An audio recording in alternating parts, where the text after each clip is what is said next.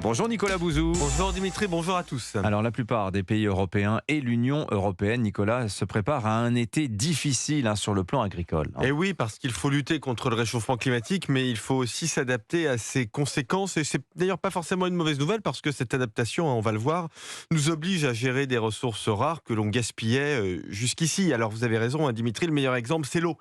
L'hiver a été sec en Europe. En plus, la couverture neigeuse des montagnes est faible, ce qui va limiter le débit des grands fleuves comme le Rhin et comme le Rhône.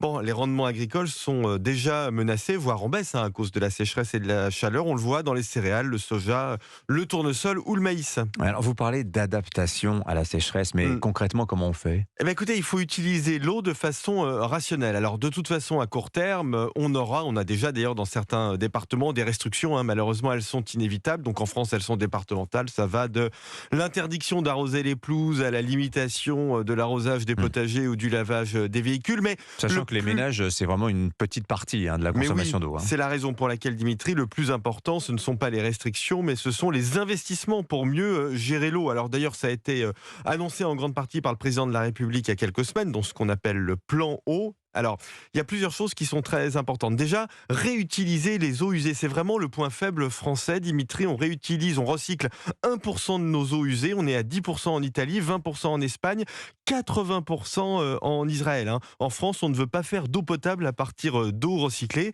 ce qui est absurde.